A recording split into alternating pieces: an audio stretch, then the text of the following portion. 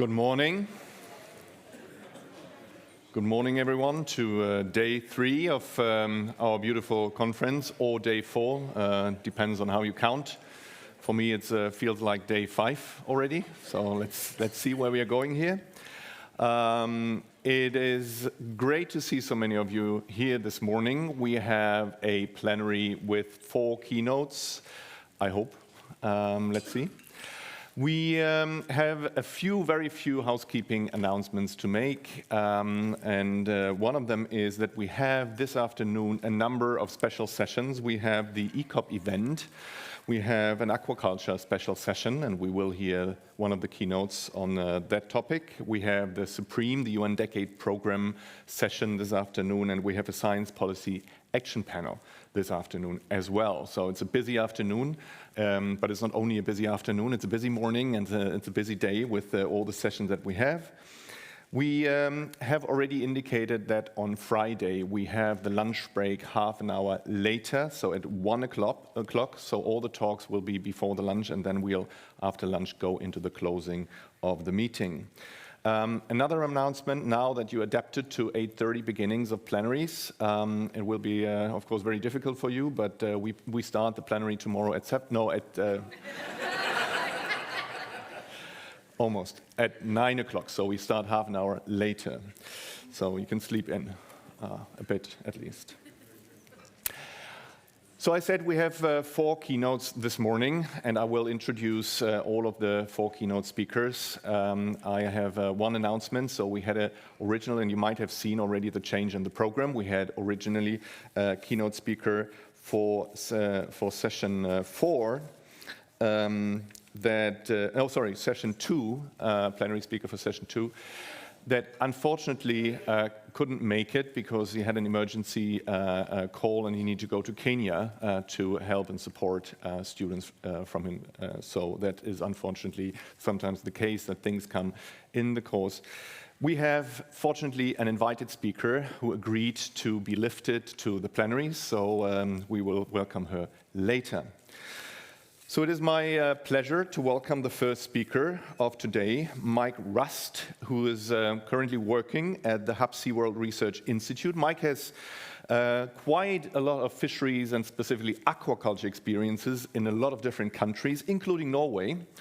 And he has served as science advisor for the Aquaculture Office of NOAA and was also Aquaculture Steering Group Chair of the International Council for the Exploration of the Sea, where we have interacted quite a bit. So it's a specific pleasure to welcome him here on the stage. So, Mike, the floor is yours. Thank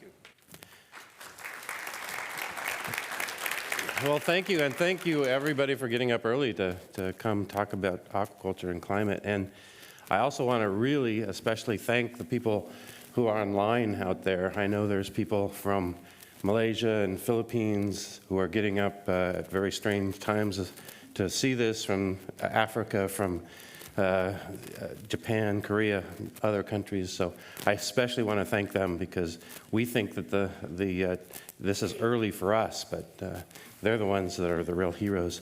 I also want to thank my co-conveners and co-authors on this talk, who hopefully you are interacting with. They're all here. But what I want to do first, start with this great cartoon, and you've seen these before from ICES.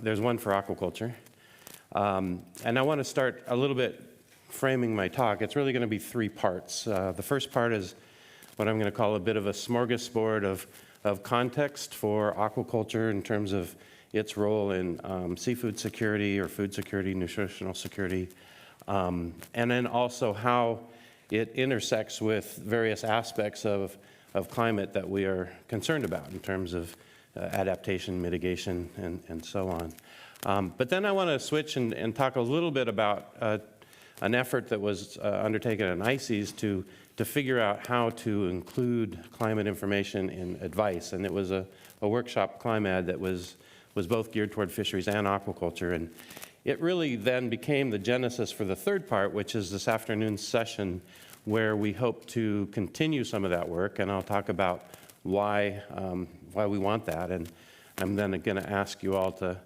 consider filling out a bit of a survey for us. But the other point I want to make while we're at this great cartoon is I'm going to try to walk a line between the glass half empty and the glass half full.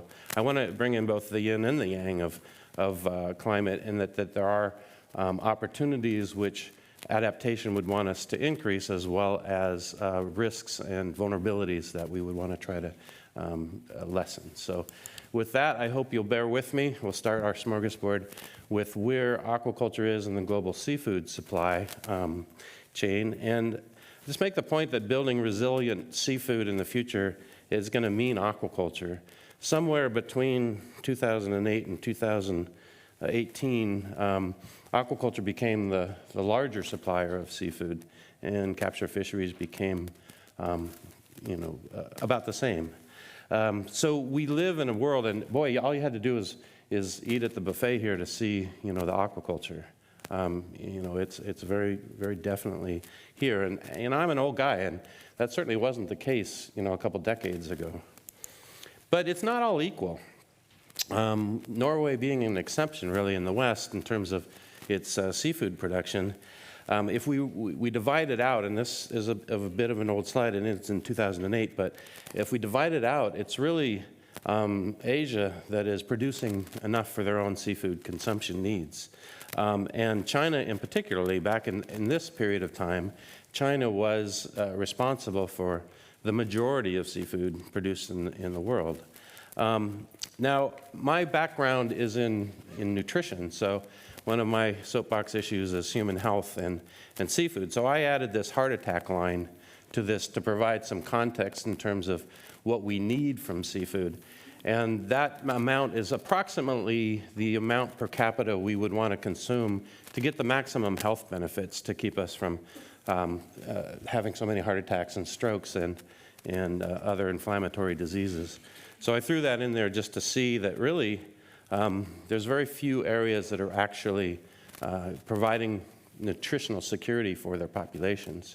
And many of us here live in countries that are really not there yet and dependent on others. There's some other geopolitical and geoeconomic things going on which is changing this picture, but I don't really want to talk about those today. The other thing I wanted to bring up was this work of this high-level panel, and I was actually surprised that there hasn't been a lot of mention of this group, but this is a group that is commissioned by leaders of, I think, 19 different countries, including Norway and the US are both signatories to it, to look at the ocean and how it can be developed sustainably. And about a year ago, they came out with this kind of headline announcement that the ocean actually could supply about 6 times more food than it does today. And that's a lot of food. In fact, it represents about 2/3 of what FAO predicts is needed by 2050. And if you actually dig into this reports, there is room to be optimistic about some of that. It is something that the ocean could help provide us for. The other tagline for this group is the idea that the ocean need not just be a victim of climate change, but it can also be one of our greatest tools to be able to survive and not only just survive, but even thrive under climate change. So that's me veering a little bit toward the glass half full side. There's certainly room to veer toward the half empty side as well. Now, if we think about building resiliency, then in the seafood sector, I just wanted to pause and think a little bit about the different ways that aquaculture produces seafood and wild capture produces seafood, and the opportunities that are there for humans to turn levers and create more resiliency and deal with vulnerabilities. And a lot of the operations on the aquaculture side lend themselves to human intervention.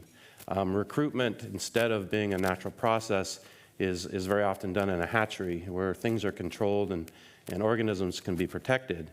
Instead of at harvest, where you typically harvest in a fishery between 40% and 60% of the population, you're now harvesting 100% of the population. And recruitment is nearer 90 to 100% rather than what you see in fisheries.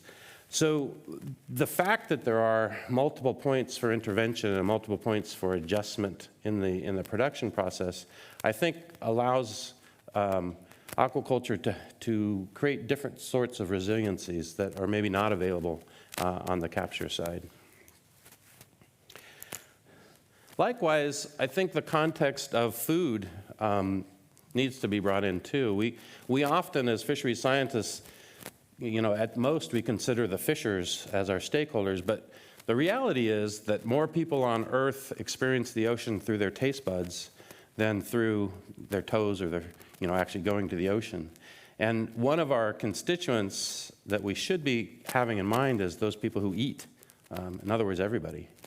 And they have choices, right? They have choices about what you can have for dinner tonight. Is it going to be the soy tofu, or is it going to be the beef? Is it going to be pork? Is it chicken, or is it going to be fish? And so we need to think about, from a climate change perspective, what's happening to this broader food production area, and how do seafood production vulnerabilities and resiliencies interlock, complement, or are they additive to those risks, those vulnerabilities or resiliencies of other food production. And if you think about marine production versus land production, marine doesn't need land space, whereas the bulk of the agriculture, that's 40% of arable land is now used for agriculture. Typically, we don't use fresh water, where on land, 70% of our freshwater resources go to agriculture. So those are two areas where marine production has great resiliency relative to the larger food production system.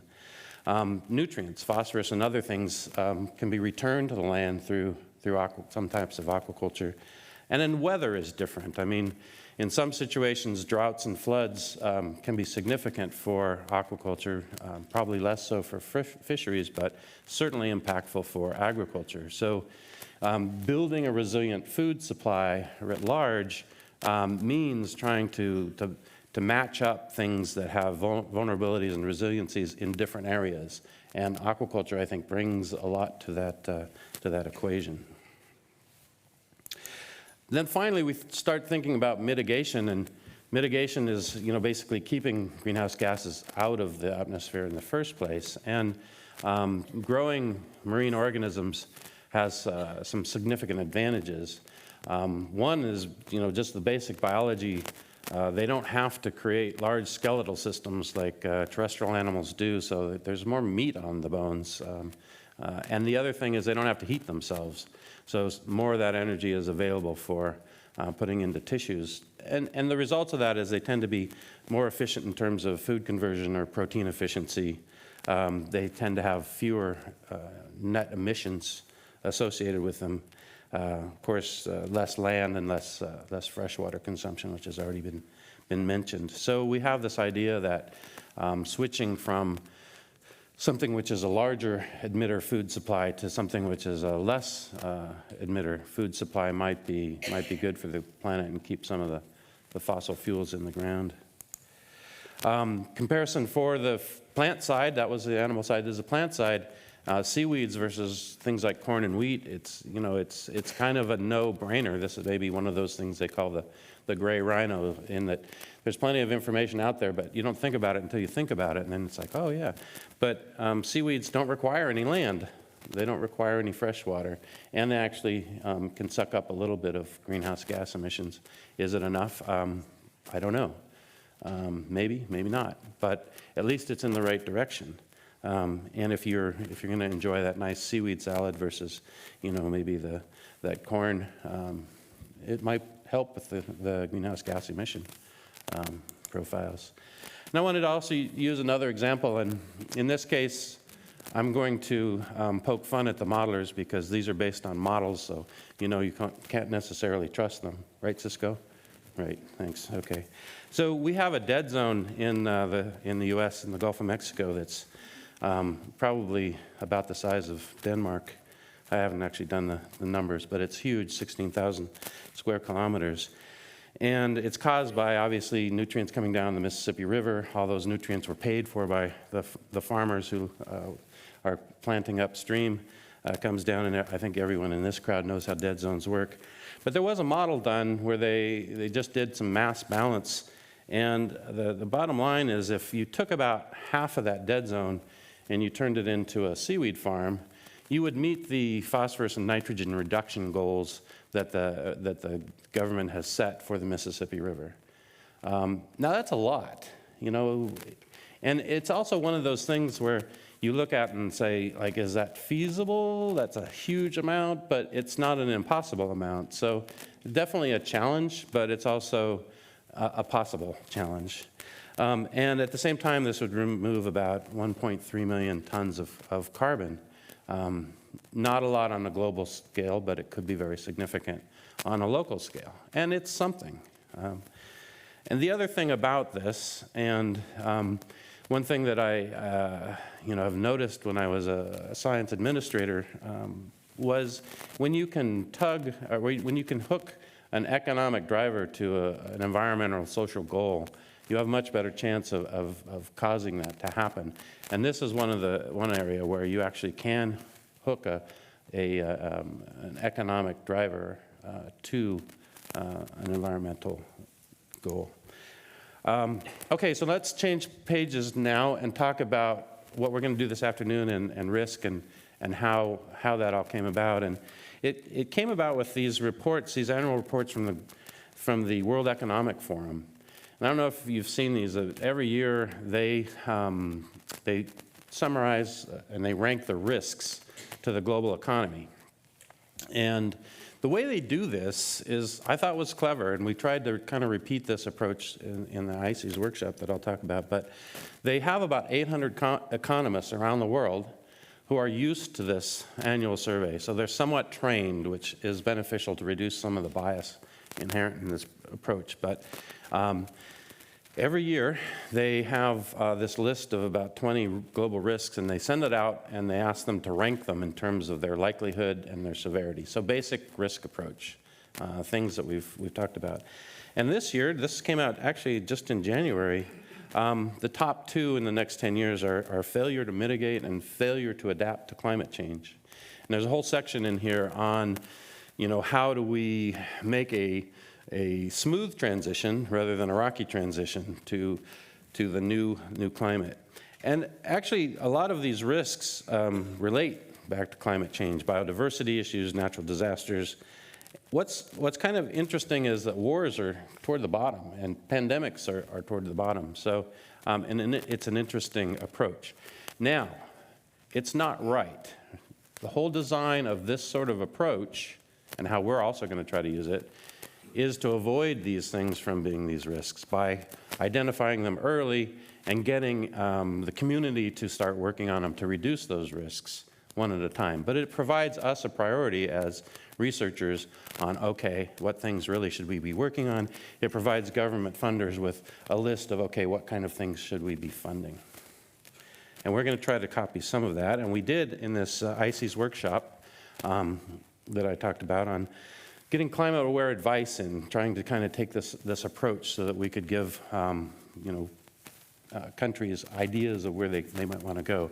A similar approach was happening in the U.S. With the U.S. shellfish industry that colleagues were running called Climate Conversations, where they asked the industry some of these same questions. So we're bringing these things together. But let me explain what we did before I get to what we hope to do. So it has a name, Delphi approach. If any of you are familiar with that, and I'll talk about that in a minute. It's just a structured way of getting the information. And we really wanted to rank not just the risks, but start with the IPCC climate drivers, look at how those are going to impact positively or negatively aquaculture sectors, and then what can we do about them in terms of adaptation, and then what can we do in terms of mitigation for climate change. Just for those nerds who really want to get into the details, Delphi starts by identifying these things to rank. So you have to have something to rank. And And then it ranks as individuals. And so that's, I think, the key strength here is that you're not in a committee where the loudest voices are speaking and the quietest voices are ignored. You're asking each individual to fill out a ranking individually. And then you bring that, each individual then becomes an N, and you bring those together and you get an average opinion, not a consensus opinion. But you also get a measure of the variability. And so what Delphi hopes to do is have a discussion and then retake that in order to decrease that variability and to center in on that average opinion.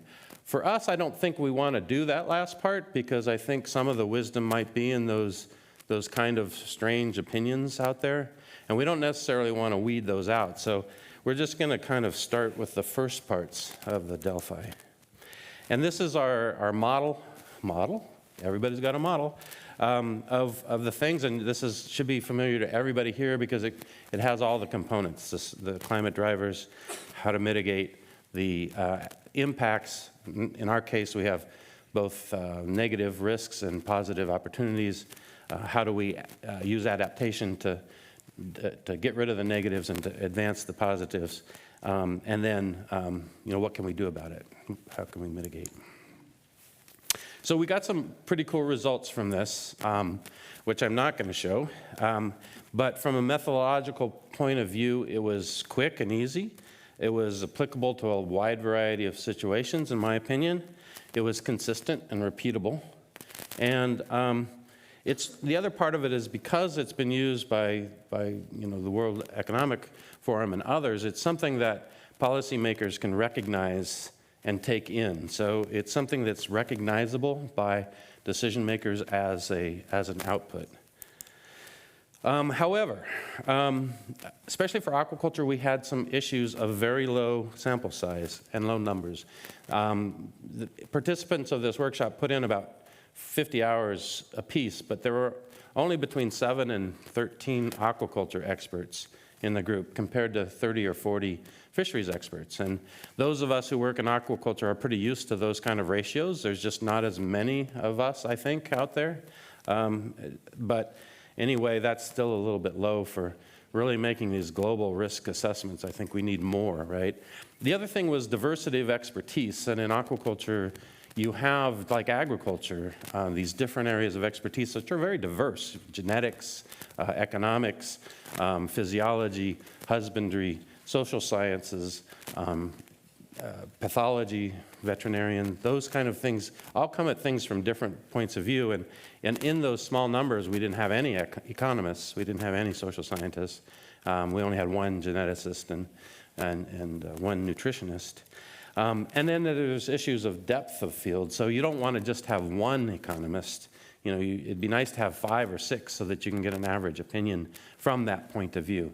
So while this is one of those things where the operation was a success, but the patient died, so we think we have a tool that we can use, but we just didn't have enough participation. So that's where this afternoon's going to try to kick off remedying that issue. To be sure, this is an inductive exercise, not a deductive exercise. This isn't the kind of data that you'll get a ranking, but you have to take those rankings for what they are. There are subjective opinions of a bunch of experts. They totally can be wrong, and as I said before, the whole idea is to allow those ideas to be proven wrong through the deductive process, the deductive science process. So what we'll come up with is a series of theories or series of hypotheses to be tested and to be put through the crucible of the scientific method. And then the next time we do this, hopefully, we'll have thrown out some of those things which just turned out not to be somebody's opinion, but not necessarily grounded in a lot of data. So this is an iterative process. The inductive side helps spawn the deductive side. The deductive side helps wean down the inductive side. So today we hope to use what we learned through a survey tool that went online yesterday. I think you all got an email from the organizers with that link. If you're not an aquaculture expert, that's fine. The opportunity to have climate science experts chime in on this is not to be missed for us. So please do that. You'll find in the options that you can select. I'm not an aquaculture scientist. I know a lot about climate, and that's a valuable point of view. That's a very valuable point of view. So please do that for us. What you will do, and I think I put down it takes an hour, and my colleagues said, no, it doesn't take an hour, it takes 30 minutes, so don't scare people away. So I don't want to scare you away. It's not that big. We want you to take it seriously, but it's not really going to eat up an hour of your time. So please do that if you have a chance. And hopefully the deliverables from this effort will be that ranking, but it'll also be a series of a database of email addresses of people that we can start building and resurveying as done for the economic risks. So a list of experts willing to give opinions. Who thought that would be hard to get, right?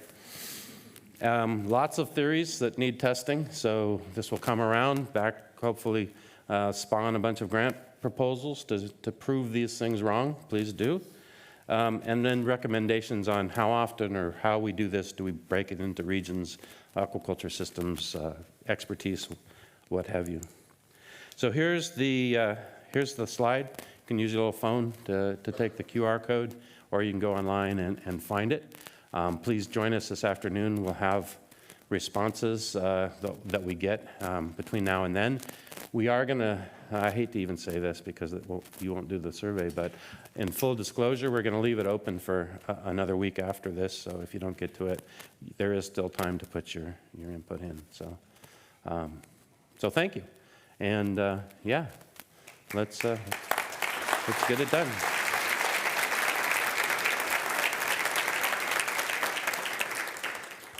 Thank you very much. And we do have time for questions. And oh, sorry. Thank you very much. And we do have time for questions. And Sonia is so kind to be the microphone runner for you here in the room. And we have a question. This is exactly as far away as possibly we can get. Thank you very much. That's a lot of information. So, well, there's a lot of discussion around, how aquaculture is going to help the situation that we are in. What is unsettling for me is this idea that aquaculture is the savior, and that aquaculture can and must be used as a panacea to the many problems that we are facing. Those of us who work in small communities and different parts of the, very context-specific small-scale fisheries kind of, context, know that aquaculture does do a whole set of other things, displaces people, and aquaculture can and are being seen as much more than just a source of food, because it encroaches into people's identity, encroaches into people's, various ways of life and living. If you could reflect a little bit on that, going away from the narrative that it is a savior, it is a panacea, and tell us something about, how aquaculture may be doing a lot of undesirable impacts, and what can be some of the ways to address those, so that we can move towards a more holistic and comprehensive narrative rather than just a one-sided one. Thank you. No, you're absolutely right, and I love that you use the word context, and everything has to have that local control or buy-in, especially at the implementation side, and it has to have a wide-eyed understanding of what the downsides are. Now, I spent a lot of time as a science administrator funding different projects, and we considered exactly this idea that there are these externalities of things that we do that may be not so good. And so the model that I like to point people to is the power of innovation to separate out to decrease those externalities as the industry grows. And there's a good model out there called an economic Kuznets curve, which kind of shows how one can understand where these externalities are going and hopefully curve them down into an acceptable zone. But the key is that that acceptable zone has to be something that the local community decides is acceptable. It's not anything that can come from a worldwide perspective. So thank you for that comment. Thank you. Do we have more questions? Oh, okay.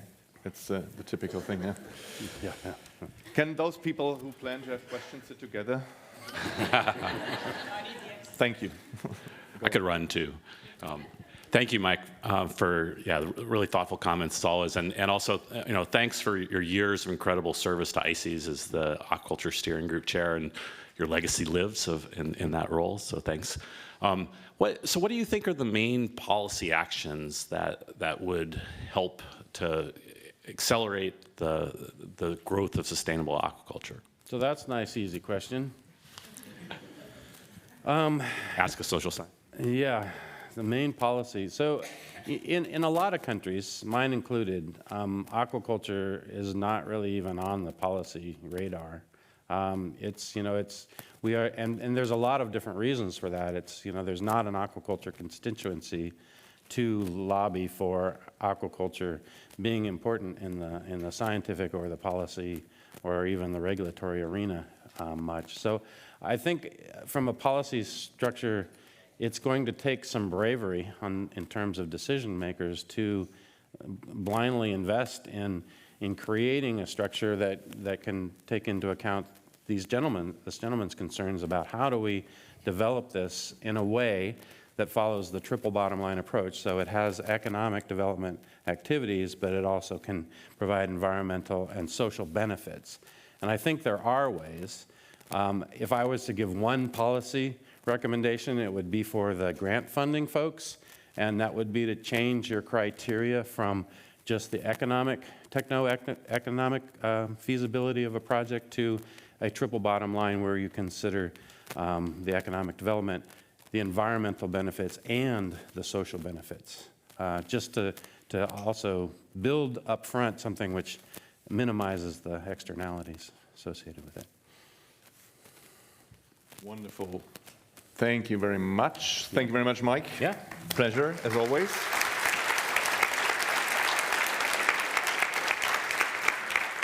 Sometimes it's interesting what you take from those talks. I wrote down the wisdom of strange opinions. Well, there you go. So our next keynote speaker is Antonello Sala. Antonello is from the National Research Council in Italy as a senior fishery scientist with I don't say the number of years, quite a number of years experience of studying wider ecosystem effects of fishing on the marine environment. And he's also chair of the ICES FAO working group on fishing technology and fish behavior. And I think what you will tell us today has close links to that group. So take it away. So today, from the previous presentation, I learned that this is an inductive study. I'm going to present the carbon footprint and contribution of marine capture fishery to global energy use. And my presentation has two parts. One is how the marine capture fishery contribute to the greenhouse gas emission. And the second part, we will look at energy use in fishery and these low impact and fuel efficient gears. So let's start with the first part.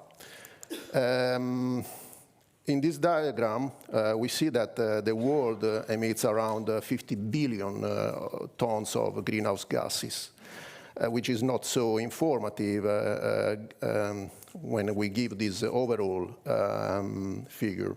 But in the diagram, we see how this picture and where this emission come from.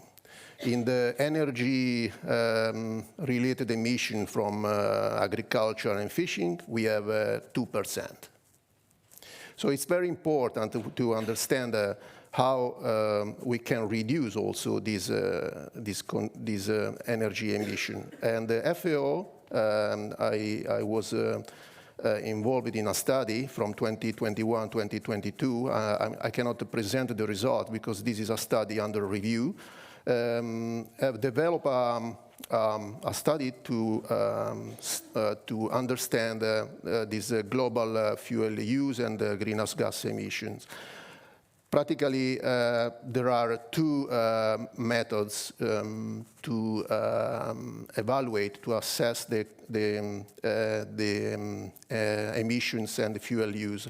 One is, the first approach is called catch-based, and use this fuel use intensity, that is liter per kilogram of fish landed, and the landing information. So we can use this energy use intensity and landings to arrive to the global fuel use estimation. The other approach, the second approach, relies on effort, fishing effort. Practically, we need this fuel consumption rate by type of fishery, and the global effort, and we arrived to the fuel use, the global fuel use. I put some sources and studies that use the first and the second approach. This is, as I said, is an inductive study. This is probably my largest data collection exercise. This, we had 10 years monitoring fishing vessel, and we use this systematic approach called energy audit. All this information I'm going to present are published in this last paper in Scientific Data, and also the full database. Energy audit is a systematic approach to evaluate the energy consumption in fishery. We have the very well defined European legislation, so it's an approach to define the energetic profile of a fishing vessel, and also very useful to identify technological improvement. So our study in the vessel, we installed a data collection tool, a laptop practically, connected to a GPS, flow sensor to measure the fuel consumption, the torque meter to estimate the power delivered, and all the other tools. So practically, this is the harbor. Ancona Harbor is in the Adriatic coast. Vessel, when they enter, there is a Wi-Fi that transfer the data to the server. So our technicians are a bit lazy, so we develop this system, and every day they enter and we get the data. We used two systems. The first one is very precise, but costs a lot. Is a mass fuel flow sensor, and the second is a portable ultrasonic flow meter. Then there is the torque meter we installed to measure the power delivered, and the electric and the hydraulic data, and also very useful the gear drag load cell to measure the total force. In these 10 years, we monitored 10 vessels, two bottom water trawlers. One locally is called Rapido, is a beam trawler, is an Italian beam trawler, and then 7 mid-water pair trawlers. We focus on this because Adriatic Sea, the fishery of pelagic is produce probably 80% of the total national production of anchovies and sardine. I want to present only one indicator. This is called EPI, and is practically the output divided by the input. So power at the shaft, what we obtain from burning the fuel, that is this thermal power of the burned fuel. So higher it is this API, more efficient is the vessel. And then a practical and final formula to measure the greenhouse gas emission from the fuel use. I call this fuel-based estimation, and all the details are given in the paper. These are the data, tons of data collected during the operations. This is sailing and searching. We have a vessel speed and hourly fuel consumption, liter per hour for each vessel. Very precise models we can arrive to fishery specific. Yes, in the right-hand side, we see this API. So higher, as I said, higher it is, more efficient are the vessel. And we see that the more efficient are those there. And like in the washing machine, we can score with a green to red color, which is the most efficient one. But the most important result is this one, I think, because we can estimate from the length overall the daily fuel consumption. As you see, very precise and fishery specific, beam trawler, bottom trawler, and mid-water pair trawler. So for management purpose, this I think is the first study that determine models like this. And here we have the result with this fuel use intensity by fishery. So we see that more or less we need 4 liter of fuel per kilogram of fish for bottom trawler, 5.4 for beam trawler, and mid-water we have 0.3 for mid-water pair trawler because of the bulk catch we have for anchovy and sardine. And here in the right-hand side, there is a literature review, and our results are in line with those I found in the other studies. And this is a comparison with the other food production. So our greenhouse gas emission is in line with the first 3, significantly lower for beef, mutton, and lamb. But I must say that we are underestimating this greenhouse gas emission because we are not accounting for the seabed disturbance effect, which can remineralize sedimentary carbon to CO2, but this is another story. And actually, recently, the European Commission has launched a call for estimating this buffering capacity of the oceans. So our main conclusion for this first part is that fuel use and the greenhouse gas emission in fishery can be measured in several ways. There are 2 approaches. One is use a catch-based fuel use intensity and the other fishing effort. Both have large assumptions, but I think they are not contradictory each other. They are complementary, and I think we need a combination of the two approaches to arrive at a global estimation of the fuel use and the greenhouse gas emission in fishery. The energy audit, which is the tool that we used, is a very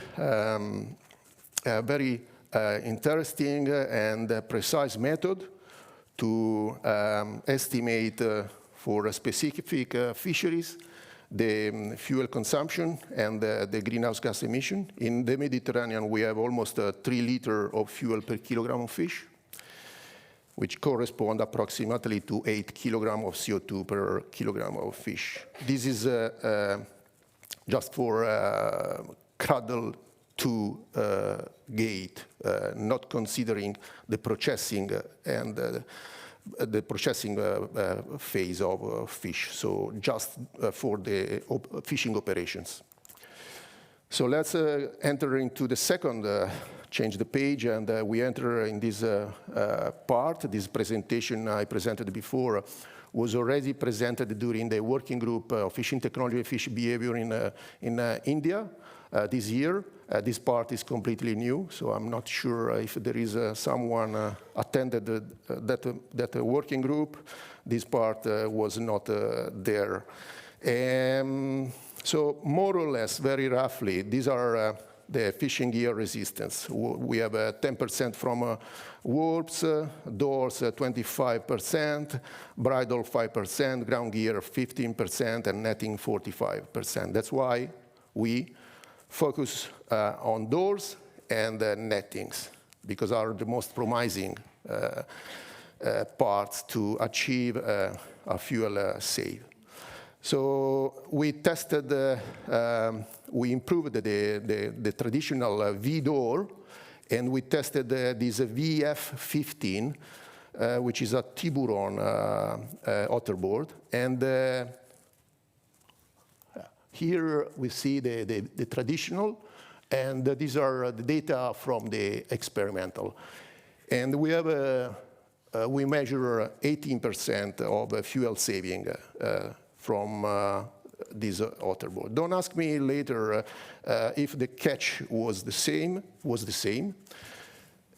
but I didn't prepare a slide for this comparison.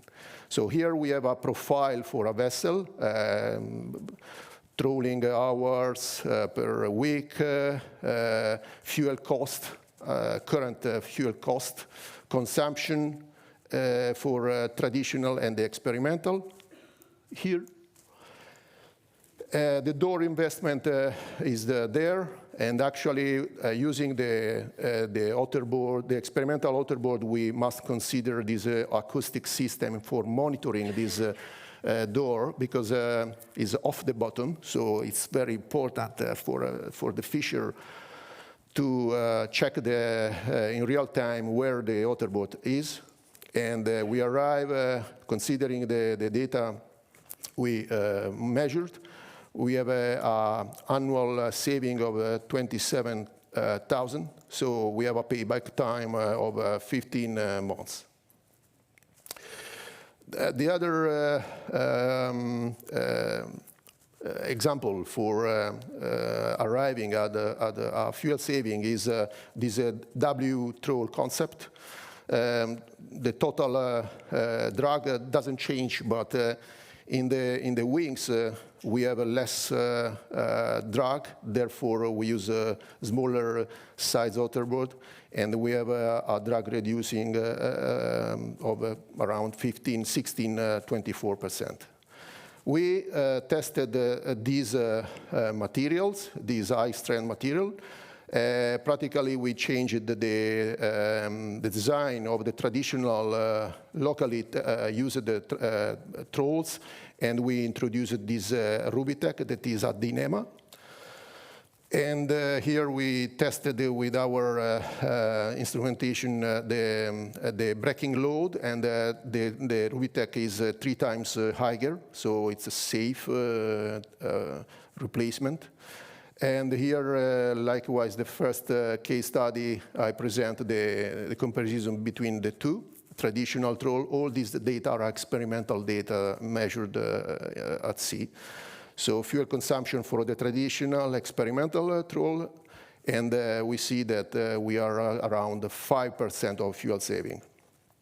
Again, a profile, I'm not an economist, but these are very roughly estimation to understand the payback time for this extra investment of 1,470 euro.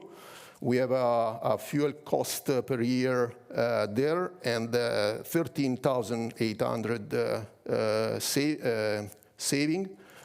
Therefore, the payback time is less than the otterboard is just 2 months. So I just collected the several studies we have during the last years, and these more or less are what the fishery scientists have achieved, changing the the forward part with large meshes, we have a potential saving of 10-15%. Stronger netting material like we tested, around 5-12%. Changing the outerboard, we have 16-28, 1-7 for reducing drag in float and ground gear. Multi-troll rigging, like in this picture here, you see that it's possible to arrive to smaller outerboard, keeping the same surveyed area. And the rest, which I just read and not found any information about the fuel saving. But potentially, it's an area of investment. So my last slide is, this is a final conclusion. I think this is focusing only on the fishing technology side, not the managerial part. I think that we should reward best practices and redirect fuel subsidies to these energy-saving practices. But at the same time, to not lose the opportunity, try to develop acceptable technologies, like the case studies we tested, like the outerboard, experimental outerboard, and the high-strength material. At the same time, at least for the Mediterranean fisheries, we need adequate training and technical assistance, at least at the beginning. I was responsible for a couple of European projects, and in the last project, we found that the European Commission developed a call, a framework where the industry should have been part of the solution since the beginning. So being proactive, propose, have a discussion with the fishers and ask them what they think is the most promising solution. So propose this proposal should come from the bottom. And despite this can be a bit not acceptable by someone, I think there are at the moment no realistic alternatives to trolling for catching certain species. So thanks a lot for listening. I would like to thank all these guys there for both the two parts I presented.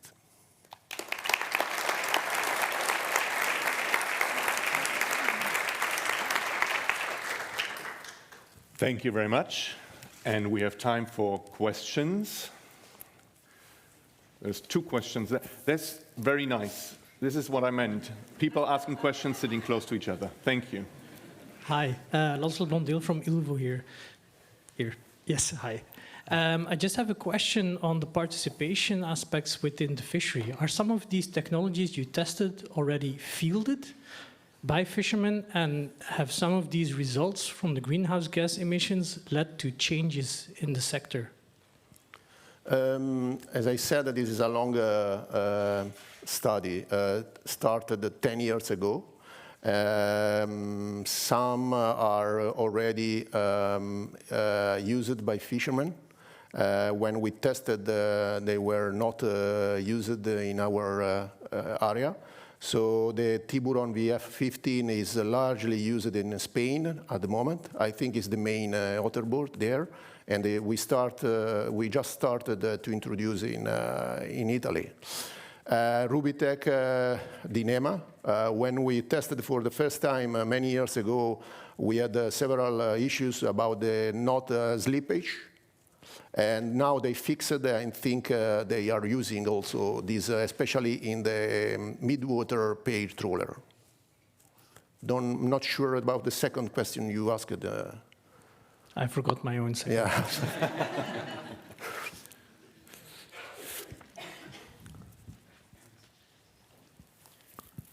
Thank you, Antonello.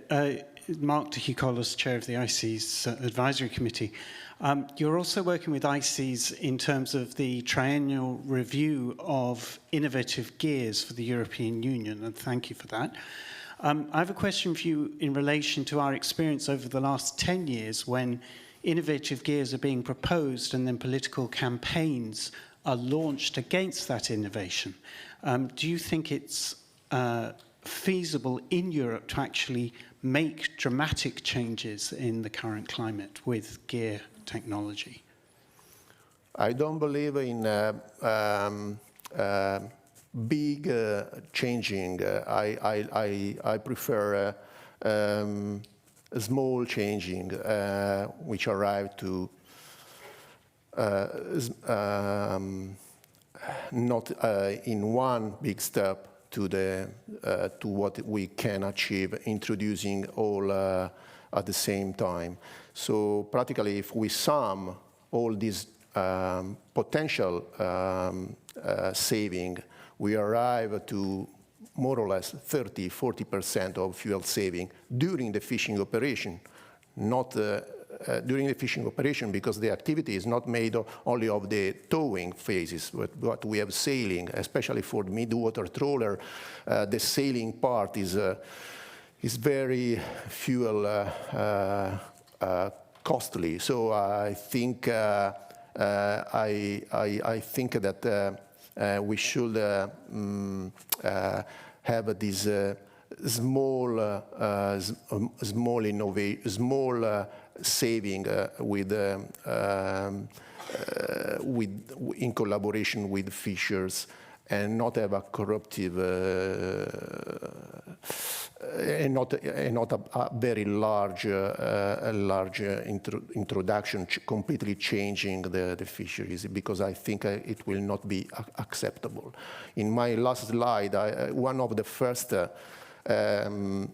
conclusion is that, especially in Europe, European Commission and then the national government should practically think to redirect the subsidies to those fishers that use these already proved fuel-saving innovations, and not give these subsidies to all fishers.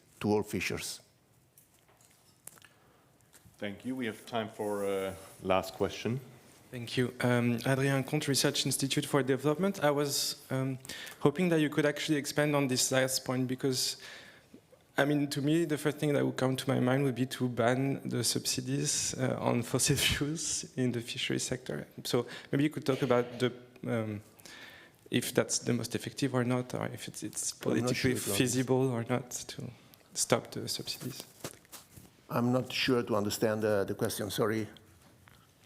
So there's subsidies for fossil fuels for the fisheries sector, and if we just remove these subsidies, maybe we would just help reducing the carbon footprints, because there would give incentives to switch fuels or switch gears or switch whatever, because it would be too expensive.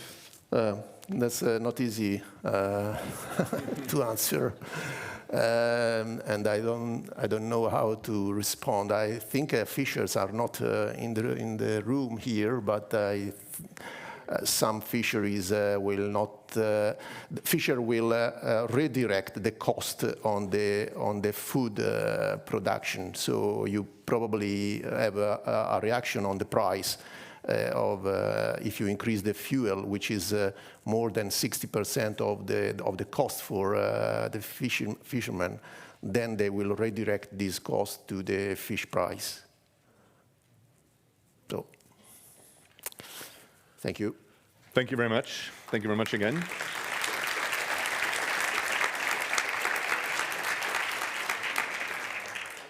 That could have opened up an interesting discussion on subsidies, and I think it's good that we're not diving into that now. I'm very happy to introduce you now to our third keynote speaker, Roberto Danovaro. He's also from Italy, so it's a very Italian lineup this morning. Roberto has a PhD in environmental sciences, and he's currently president of the Stazione Zoologica Anton Dorn. Oh, he was, okay, also maybe then I was a bit too optimistic here. But I'm very happy to have you here, and so take it from here. Thank you very much. Welcome. Thank you, Chairman. Thank you all for your kind invitation. Happy to be with you and to talk a little bit about the deep sea. Starting from the beginning, I mean, I don't know, most of you are aware, of course, of the deep sea features, but I'd like more to underline what we do not know, so we cannot understand more than what we do know, because so a quick outline is introducing the deep sea, looking a little bit at the little we know about the climate change impacts on the deep sea, and comparing that with the expectations, the modeling that is the most common approach with the experimental results, so the few data we have on the long term, and to compare that with the episodic events, because I think this is a very is an even less known part of the study. So the episodic events interested in the deep sea, and then look at the potential adaptation and not about the interventions, because we haven't time enough for everything. The first issue is that we are always, we have clear that we are talking about extreme environments that are more extreme the deeper we go, with huge conditions for pressure, temperature, lack of light, and whatever. And one of the main issues here is the deep-in diet. According to the data we collected on the organic carbon in the sediments, it looks like, as you can see from the graph, that apparently the deep sea is not so much in diet as we think it is. But it is in terms of components that can be readily digested, can be readily used for metabolism, as a matter of fact. How much do we know? We just have some features about how we are mapping the oceans, bathymetric analysis, more than 20–25%. But what we explored in terms of habitat mapping is a very minimal portion, and is completely negligible, the understanding of the biodiversity. And when we are talking about biodiversity, we are talking just a few taxa, but we haven't a full span of analysis of biodiversity from viruses to megafauna, for instance. And if we look at the patterns of that abundance, we have to also understand that if we look to the abundance of organisms, of course, we know that even multiplying the abundance per square meter to the extension of the area, which is huge in the deep, of course, and the deeper you go, the larger it is almost, at least at the abyssal depths, we might have practically a constant importance by 200 meters bathymetric range for meiofauna, decline for macrofauna, and evident decline for megafauna, but even a rise of the overall abundance of bacteria, archaea, and viruses, which means that looking to the biomass, so the global carbon features. If we stick on the slopes and we stick on the deep sea portion, which is close to the continents, however, we still have a dominance of the taxa and the big animals, or relatively big. I mean, always typically small, but a few exceptions for megafauna. But the deeper you go, the portion of the faunal component becomes smaller and smaller, and at the end, we have a huge dominance of the prokaryotic component that we started exploring quite a few years ago, and for which we can understand that there is also an issue in terms of production. Even though it's difficult to measure the metabolism of the prokaryotes in the situ conditions, we are understanding that in terms of global carbon production in the deep, we have a huge figure, which is about 10 times as much the number in terms of biomass. So we have a kind of turnover by 10 times of the global deep sea biomass in a year. So First issue, we are now well aware that the majority of the deep sea is composed by microbes. So we have to look also to them if we want to better understand the function of these systems. The second is that the lower the abundance of the animals, the lower the ability to control the ecology of the deep sea ecosystem. So we have the rise of viruses. So the less the animals feeding upon, preying upon the small components, the more the viruses take place, play a role, and can infect and kill the prokaryotic components. And in turn, also understanding that the third components at the global scale in terms of biogeochemical cycles is represented by the decomposition of the viral biomass, if we can say biomass. So the contribution of decomposing viruses in the system is the third biodimension in the at the global scale in the ocean. So microbial components play a role. We know that, but we are starting understanding in quantitative terms their relevance. But there is another issue we are studying a little bit better, that is not just a matter of rain of photosynthetically produced organic matter sinking down and feeding the deep sea, but it's also a larger portion of dark energy, which is not just relevant for the functioning of hydrothermal vents, cold seeps, or whatever, but is increasingly recognized also through a combination of mechanisms for the deep sea at all depths, slopes, bathyal, abyssal portion, and there are some strange and nice relationships in between the heterotrophic carbon production and chemotrophic carbon production. We should further explore. Probably one is feeding the other, we might say so somehow, through certain mechanisms.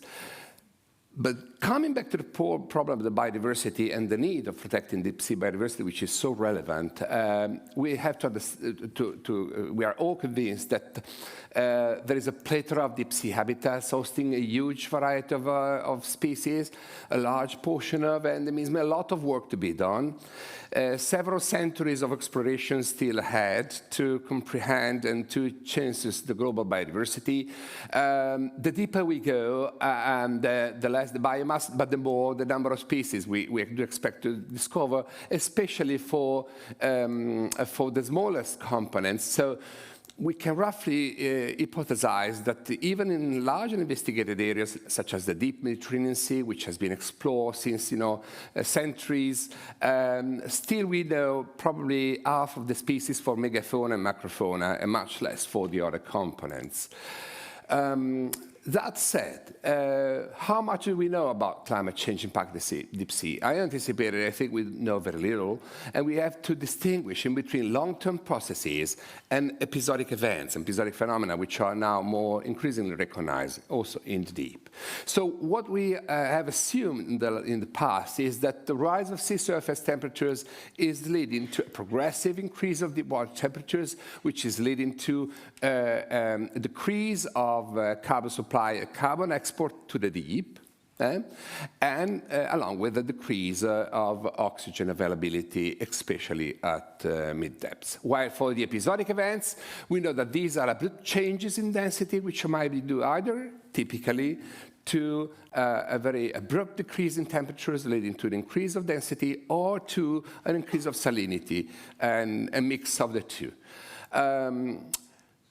Now we understand very well that there is a very close surface to deep connection, and that in many, many cases, the higher temperatures at the surface and the warming the surface, and the more evident are the effect in the deep. But this is not very, very parallel. We know, and has been anticipated, for instance, that the increased stratification of the surface waters will reduce the export of organic carbon and will reduce, of course, the food supply for the deep sea. So it can be anticipated that the climate change will move from that picture, a larger benthic biomass, largest abundance and body size, to the smaller biomass abundance and body size. But it has been also anticipated almost 20 years ago that there might be conditions in which there is an evident warming even at the deepest depths, which is maybe occurring deep and less at the intermediate depth. So it's not an homogeneous feature, what we are looking to. And this is the case also for the Mediterranean Sea, where if some of you recall the first papers by Betou and other French colleagues that did a PhD thesis in the 60s maybe, and they discovered that 30s after, from 1960 to 1990, there was a minor increase of 0.16 degrees at about 1,500, 2,000 meter depth. Well, in the next 20 years, there was a doubling. So the rate of the acceleration of the warming was quite evident in the Mediterranean Sea, which I think is a small sea we know is a miniature ocean that could anticipate processes which are occurring also in large oceans. So what we do know that there are some evident changes now are detectable within a range of 10 to 20 years, very clearly. What we can expect from the temperature changes. According to a study conducted with Moriaki, hello Moriaki, nice to see you here, we were just anticipating that there can be a kind of ham-shaped curve in which we have a higher diversity at the intermediate conditions. So when the deep ocean becomes too hot, say so, pass me the word, or too cold, there might be a tendential decrease of biodiversity. But the mechanism leading to that are still to be explored. Is a physiological tolerance? I don't think it is. It is a metabolic hypothesis. Well, I think, in other words, temperature is not the key for understanding or for predicting alone, probably, the mechanism driving deep sea biodiversity and the consequences of climate change on deep sea biodiversity. But troubles never come alone, so that we are putting together, this is another work and effort that was born maybe when we were together with Lisa the Script many years ago, and we were starting an exercise in understanding all the different variables, the effect of temperatures combined with the oxygen, combined with pH and productivity all together. And the result is that even for deep sea ecosystems, to a lower extent than in shallow waters, of course, but some of these effects are quite evident, and they produce a synergistic effect. So we cannot, isolate every single variable saying that is the effect of oxygen decline, that is the effect of temperature rise, and that is the effect of lower pH and so forth. And when we do the modeling of that environmental changes, at the end, we discover that the deep sea is, as for the coastal environments, subjected to measured changes according to the stable conditions which characterize the deep sea. These are major changes predicted for the next 8 years or so.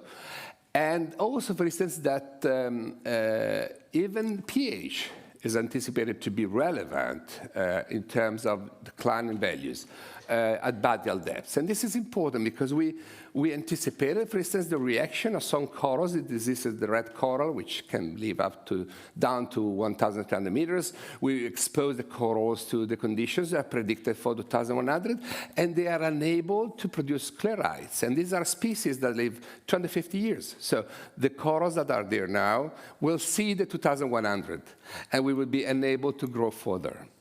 That is just an example. Or, for instance, that there is an entrance also of non-indigenous species, not just the penetration of pterois and the lionfish or whatever in deeper depths and whatever, but also a penetration of non-indigenous species in the deep. So the phenomenon of alien species entering different regions is happening now also for the deep sea, although we have much less information about. But if the world is mostly run by the small components, for the fauna, probably protozoa and eufauna, for the microbial components, interaction between bacteria, archaea, and viruses, which will be the reaction of these components to the increase in temperatures. According to the data we collected, there are two main features there. The one is that there will be a rise of the archaea versus bacteria, so there will be increased the component of archaea. And the second one is that the increase of temperatures will increase the pressure of the viral infections over the bacteria and even more over the archaea, so accelerating kind of what we define a kind of hecatomb of the deep sea microbial components. And another analysis of macroecological drivers separated from bacteria and archaea revealed that, which I think is important because archaea are running most of the chemosynthetic production, so the dark energy we mentioned before. And always carbon flux temperatures are among the most important factors driving the changes in that. So exactly the variables that we stated are relevant for the climate change impacts in the deep sea. So these components will be extremely sensitive to the ongoing climate change in the deep. So now looking to, moving from models to data. Of course, this is a problem we have, because over the last 30 years, we changed the methodology, we changed the approach, and even the tool, the gears, and whatever. But I started when I was a young student exploring with some colleagues of the National Oceanography Center, the Porcupine Abyssal Plain, and we went back 30 years after. And something that has been detected also in terms of data, satellite data, in terms of primary production, are reflected also in the deep. And if you just look at these data here, the bars reveal that overall, the amount of biopolymeric carbon, the carbon that can be metabolized by benthic organisms, is decreasing significantly over there. So, and this is just a matter of the last 30 years. To a large extent, in some cases, for lipids or overall for the overall components, some 20%, maybe less, which is relevant, I guess, for the overall function of this area. This is just a part of a study in quantitative terms, but if you look at the change of the actors, there is also a shift of the primary producer, which was exactly anticipated by models, and which was detected by the environmental DNA analysis and the amplification of the DNA that was collected in the fetal detritus that was over the sediments there. So a shift in the families, some new families that were not present 30 years ago are present, and others are missing. The overall budget is decreasing, but also the actors are changing. And there is also a shift in the genes that are processing and the microeukaryotes that are running and digesting and using and exploiting these sources. Okay.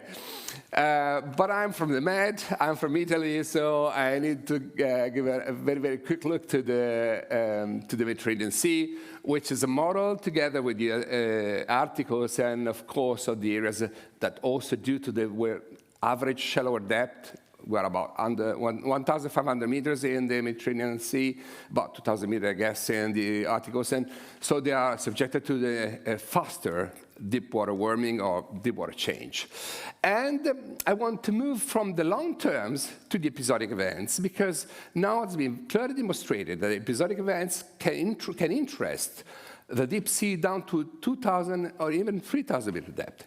One notable example is of climate-driven episodic events is the dense shelf water cascading that was discovered by the Spanish school, Canals and others, that demonstrated that in certain periods, along with the Tramontana winds, there may be just fast cooling of the waters, increasing of the jet currents, bringing down a lot of material and driving on the bottom a huge amount of sediments and shifting the ecosystems, because the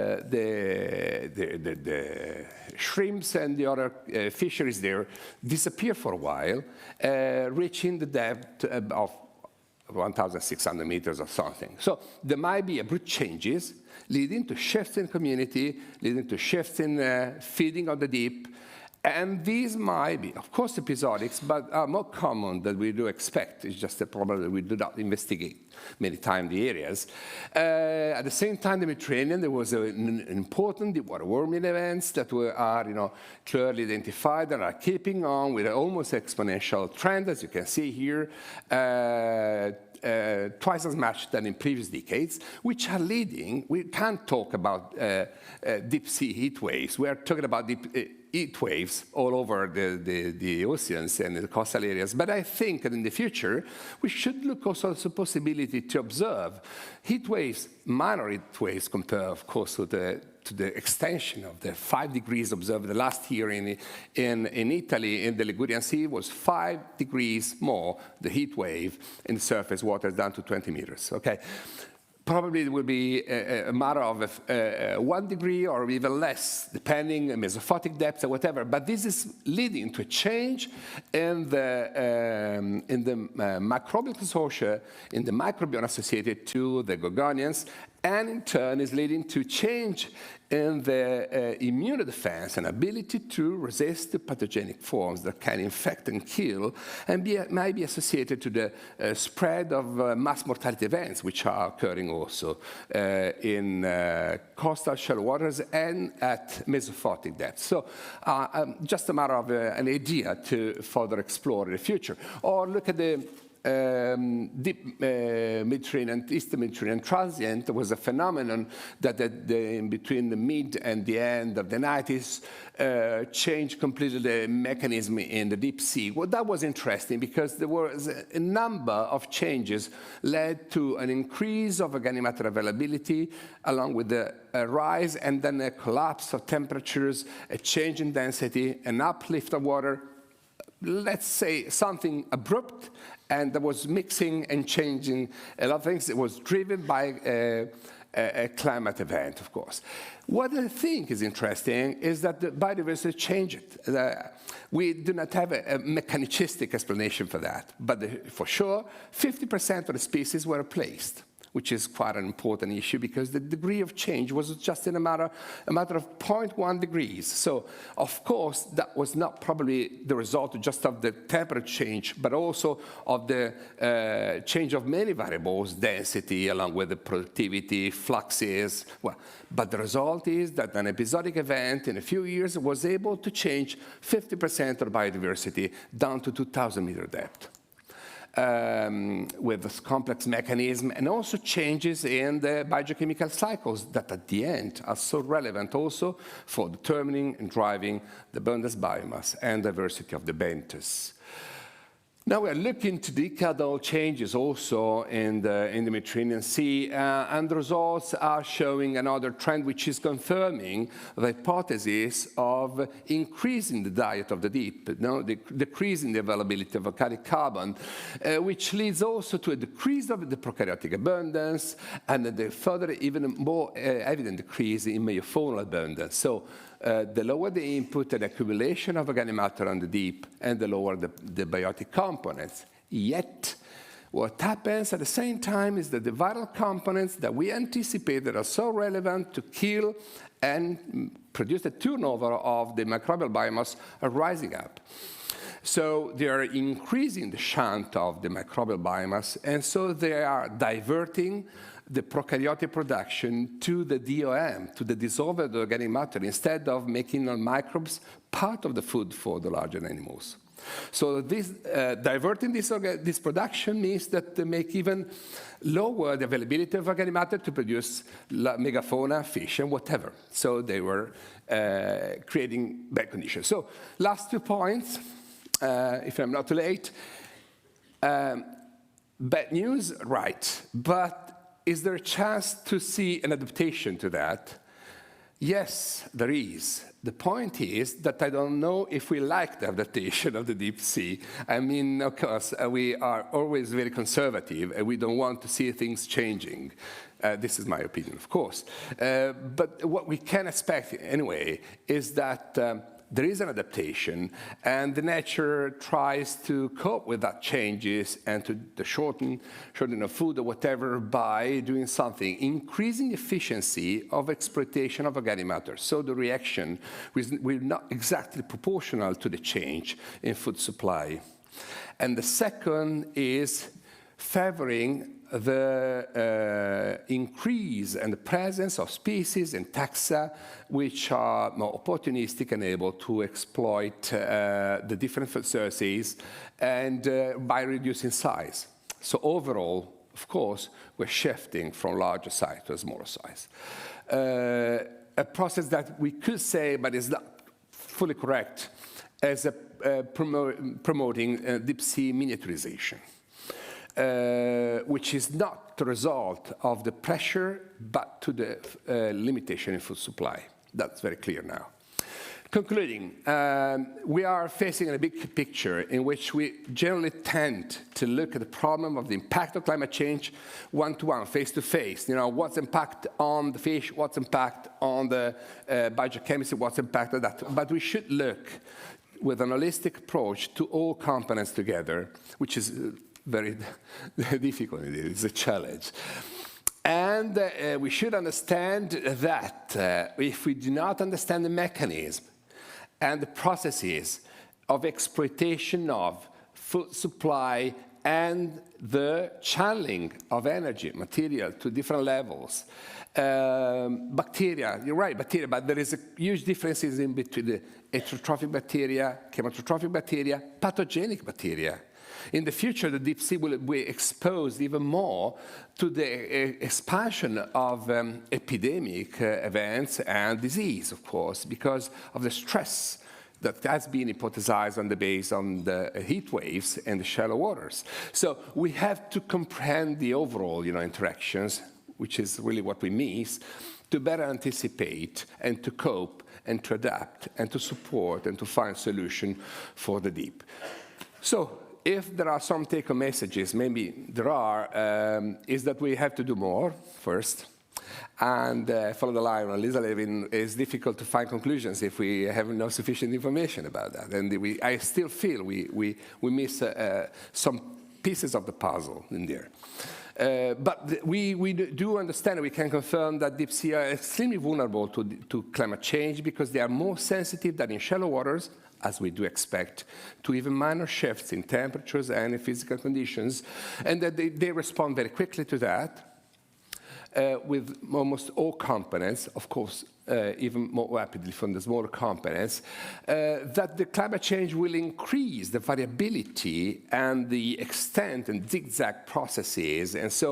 And we shouldn't look at the climate change just as a progressive rise of temperature, progressive decline of pH, but also in a system in which episodic events will overlap to the progressive change, so that we'll mix everything, so that we can expect change in biodiversity, but we can't anticipate we change, the direction of that changes, that we might anticipate the penetration of invasive species. We might also anticipate the deepening of shallow water species because of the warming of the deep and the tolerance to new conditions.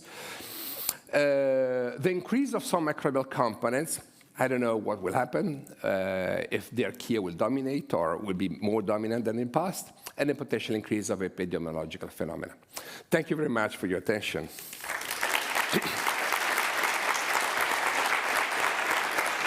Sorry for the... No. Thank you very much. Thank you very much. That was almost dramatic. So we do have time. We do have time for questions. And I see one question over there.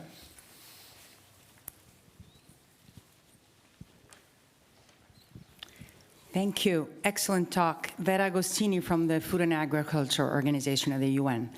So I've been very immersed in what is called the Biodiversity Beyond Natural Jurisdiction Treaty, which is hopefully to be adopted in June, we hope. We're very close after 10 years.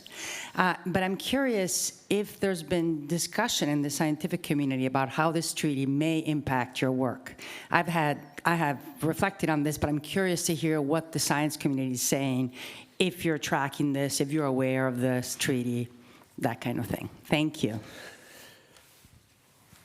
I don't know if I have an answer for that. I mean, I think, if you want me to make a comment about the treaty, I think where we wasted some time because there were huge interest in it. And we wanted to save the interest that were accumulating over the last more than 10 years.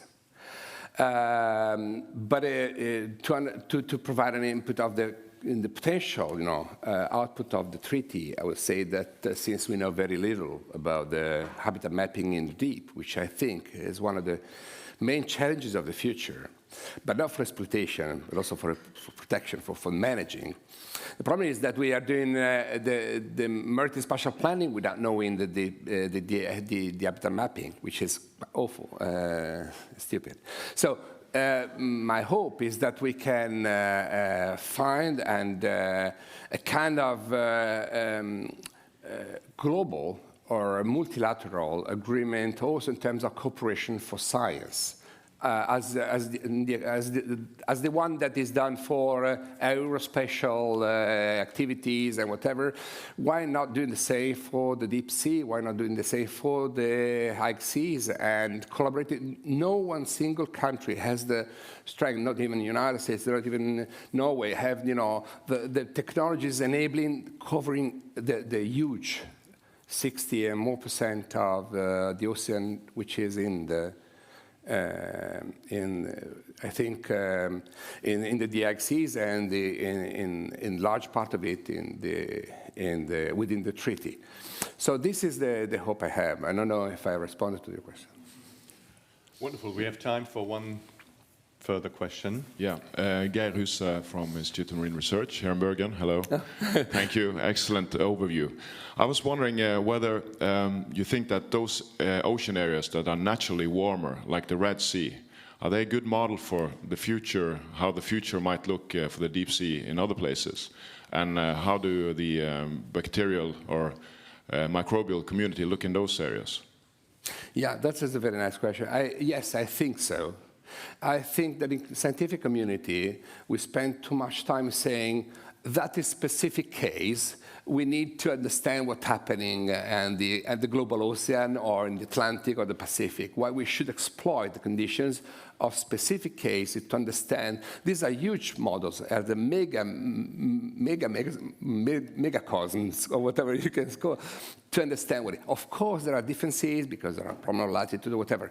But if you look at the 20 degrees of temperature in the deep, of course, this is not the case that can be reached by 2100, but we can anticipate some shifts important in the mechanism regulating it. So I think we should do more on that, not just to look for the specificity of the biodiversity, but also to understand some processes. And the same is for the minimum oxygen zones all over, so we should exploit that specific case to provide more information about the models and predictions.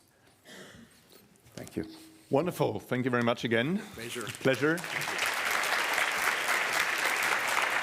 Yep. So, actually what I wrote down again was dark energy in the deep sea, so I'm picking up weird things.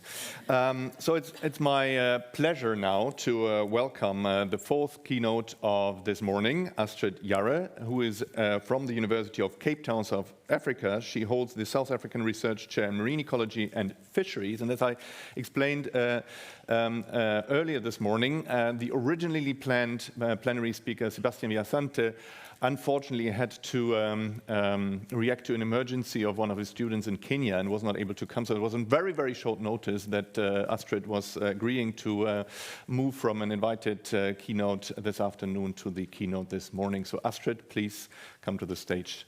The floor is yours.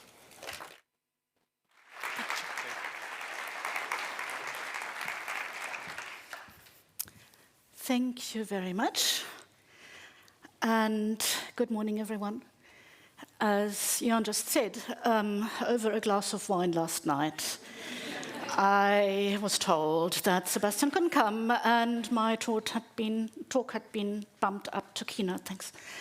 So I was preparing a little cozy, home-ground session talk, and this one isn't quite as polished as I would like it to be for a plenary, but I hope you enjoy it nevertheless. So the real talk is between the perfect storm and the Flying Dutchman at the world's fairest cape, developing methodology for integrated approaches to management in the global south context. I moved to South Africa in the early 2000s from Europe, and what inspired me was a wonderful, wonderful group of colleagues down there. The Benguela ecology program that had been running since the early 90s, a really visionary research program to understand what was going on in the Benguela. But at the time, we also had Globek, and that had a focus group on human dimensions. We had the ecosystem approach to fisheries signature, and we were all going to implement it within 10 years. And of course, the Canadian cod stock had collapsed, and the Canadians had learned a lot of it, and the Coast Under Stress program was running at the time.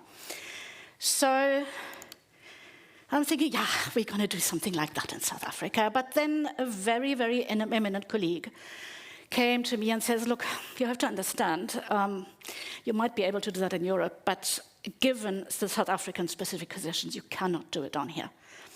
So I'm sort of a bit stubborn, for those who know me, and I said, well, let's just see how far we can go. At least we have a bit of funding, we have time. So here we go. It is all about developing methodology for an ecosystem approach to fisheries or integrated approaches to management. And so it's about decision-making, and every decision has a risk-based and a value-based component. The risk-based is what we model ourselves out of, homegrown for the majority of the audience in the room. The value-based is where we really, really need the social scientists and the humanities scholars. We're not trained to do it as natural scientists. This is the thing of values, of negotiation, of conflict resolution. And then you have this wide field in the middle where your inter- and transdisciplinary research really comes in. So this is facilitation of multi-stakeholder processes, it's your mediated modeling with stakeholders, it's soft operation research, and it's your methodology of structured decision-making. So here we go. We did this in 3 focal areas in the chair. The first one was ecosystem modeling for management strategy evaluation. The second one was methodology for decision-making, including indicators at the science-policy interface. And the third one was inter- and transdisciplinary research into marine social-ecological systems under global change. Lynn and I wouldn't have done that alone. We had a wonderful team of students, some of the PhD students and the PhD graduates and the postdocs on which this presentation draws specifically are shown here, mapped roughly about our focus areas. A good 140 papers later. But I really, really wanted to thank our many collaborators and the co-supervisors of the students. We just wouldn't have done it without you. Right, so let me take you to the southern tip of Africa, to the Cape of Good Hope, Cape Town here, Cape Agulhas, southern tip of Africa here, the west coast here with the cold Benguela current, and the south coast here, and then going up to the east coast with the warm Agulhas current coming down here. Just remember, halfway up the west coast, Lambert's Bay, and on the south coast, Mossel Bay, we'll need those later. In terms of fisheries, we have a big percent fishery for anchovy and sardine, for canning and for fish meal, fish oil. We have a bottom trawl fishery for hakes that is MSC certified. We have quite a bit of line fishery, small-scale fisheries at the west coast for snook. And on the south coast, a wider basket of species, but also quite important. And then we have the rock lobster fishery that has a small-scale component, but also an industrial component. Right, this is just really to remind you, this is an upwelling system. So it's very variable. And you have anomalies of primary production where you just go, oh. And you also have recruitment estimates for small pelagics that remind you why you better have 2 surveys and not just 1 a year. And what we also had, importantly, is we had 2 ecosystem regime shifts. We've put work in there, we've documented that. The latter one was from the mid-1990s to the early 2000s. So decadal scale variability, we don't think we have a trend on the West Coast yet, but definitely this decadal scale variability. And what happened is that this is upwelling. It increased in the middle of the 90s, and then it's decreased a little bit later. But what it did is it's changed the distribution of the small pelagics.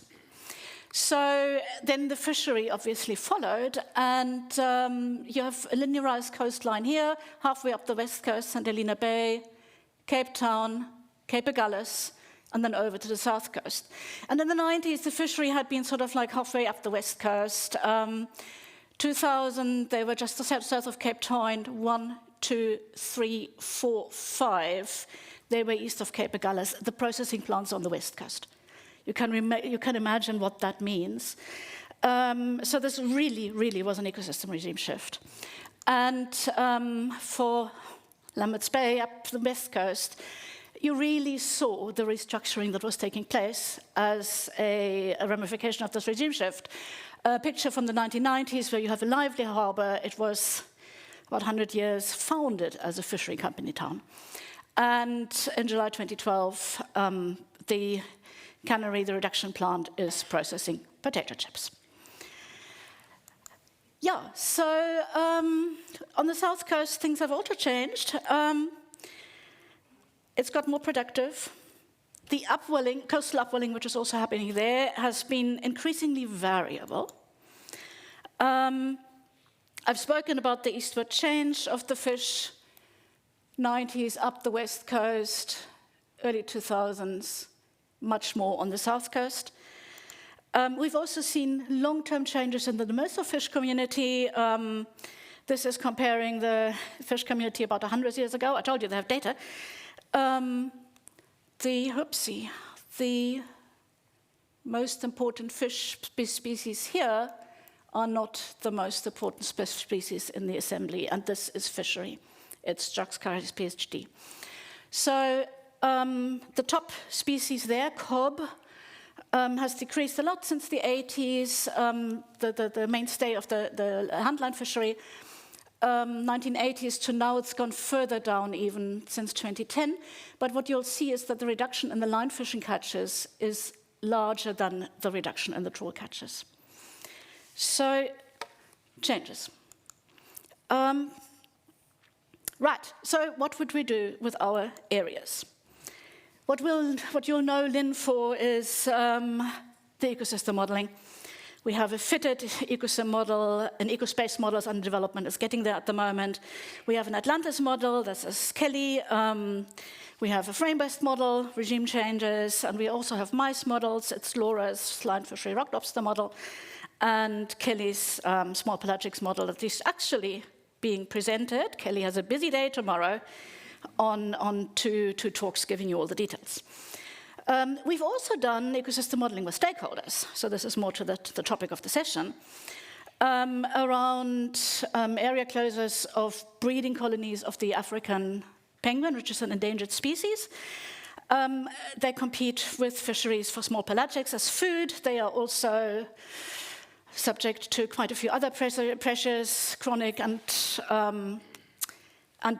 oiling events. Marine predation, land predation, climate events, hot and cold. So it's hard out there, but the science has been sorted out in the meantime. The closures do help. More to the topic of the session, this is transdisciplinary light. We had lots of stakeholders in the room. They wouldn't necessarily agree. Academics, government scientists, conservation practitioners, NGO representatives, but everyone in the room at least have a tertiary training, so one can discuss concepts. Right. Our second area, the indicators at the science policy interface. What you will know Lynn for, again, you're familiar with the work through her co-leadership with Marta Koll and Yon Shin of the Indices program, Indicators for the Seas. That was a comparative ecosystem-based assessment of about 30 ecosystems worldwide with local experts, evaluating ecosystem status and trends, using ecosystem scale indicators, another thing of it can't be done. And they were considering fishing and environmental change as drivers. And then we also developed a decision tree, it's about decision making, right? To evaluate to which extent indicator signals from fishing effects are modulated by environmental change. Again, there is a whole long session to be had on that. I can't go into details. But what we did with stakeholders, we developed a lot of these objective hierarchies, overarching objectives into very specific objectives, indicators behind them. There's a whole long modeling story to be done. Here's an example for the sardines-directed fishery. For the ecological well-being, pressure and state, and then we also looked into human well-being and governance. And remember, it can't be done. So we had a social science focus group that was looking at the social aspects, industry focus group looking at the economics, the conservationists looking at things, and people who are quite close to the management looking at the governance aspects. So the focus groups are fine. It's homogeneous enough. People get their mind around the concept. You put them into a workshop, and of course, then you have the conflicting interests. But we still could have a conversation. So again, this was transdisciplinarity light. We had people in the room who are not scientists, who definitely don't agree. But everybody in the room still had some tertiary training. What we learned in that process is those little small models, decision trees with indicator time series thrown into some software, have a really learning curve, a social learning effect as boundary objects. So it was really useful to have a conversation, have a focused conversation of what we are trying to achieve. But we had to change tack then because the conflicts in the room around conservation and exploitation and the social justice against profit precluded developing this approach further. So we halted it for a bit. And yeah, and so we say, all right, there was this ghost of it can't be done, this Flying Dutchman coming, we're not going to go into carambolage there. But we are just going to change for a course, but we'll keep the eyes on the horizon and keep the goal in focus. We are developing methodology for system-based approaches to management. Right, so we went to the south coast. We were looking at small-scale fisheries now. And the south coast is adjacent to one of the global hotspots of warming. Remember the warmer Gullis current coming down here, it's warming faster than many other areas of the world. So our little area is here. It's about 200 kilometers between Witsand and Mossel Bay. We have documented, as I showed earlier, those long-term ecosystems scale changes. The area looks very, very peaceful on the surface, doesn't it? It's rural, there's fisheries, there's aquaculture, there's also a lot of retirees moving down, and there's tourists coming in. And so there is jobs in those industries, but also jobs in the service industry. But if you look below that pretty surface, it's actually not that calm and not as hunky-dory as it looks at first glance. So we now said, okay, we're going to do transdisciplinary research by the books. We are putting our problem at the center. It's about sustainability in the Southern Cape. We were researchers, we worked with fishers, we worked with farmers, we worked with managers and community leaders. We reached out through disciplines that we needed to tap into and drew their knowledge back in. It's about sustainability. We did that by using the state-of-the-art transdisciplinary methodology. So we did our action research, we did participant-led research, we did quantitative analysis and qualitative analysis and oral histories, all you have it. But the trick is to have the problem in the center, to reach out and to draw back in what you need. So we knew on the shelf scale things were changing, but what people were telling us locally was not 100% aligned. So we looked at what has actually changed in this 200 kilometers of coastline. And Fisher said, yeah, it's got windier, the sea state has changed, and so we were looking into data. And yes, the strong wind days have increased. The wave heights have also increased, not much, but you know what, they have increased. We threw some regime shift analysis on that, and again, 2007 is where there was an environmental regime shift. And lo and behold, 3 years later, the crop catches were going down. And also the farmers, this is rainfall on the y-axis and different time periods on the x-axis, the rainfall also changed post 2007, and the farmers have adopted their crops to the warmer and drier conditions. So, right. So we see things, we have documented there is an environmental regime shift locally, what people are telling us, things have changed and are changing is what it is. So we're saying, this is a bit more complex than we're used to, but you know what? We go in, PhD students are smart and they have lots of energy. So we are getting our mind around complexity, and this is Louise's Gammage's PhD research. She now worked with people who are working on crew online fishing boats. These people have very little formal education, in contrast to the transdisciplinarity light that we did with the big fisheries. And so this is their fishery system, and what they discussed in the groups, mediated by Louise, their central problem is putting food on the table, having sustainable livelihood. And for that, there is biological aspects, there's economic aspects, there's governance aspects, there's also some oceanography in there. Cognitive maps, drawn, participant-led research. We knew about change, we knew about the complexity, we had learned a bit more about variability and depletion.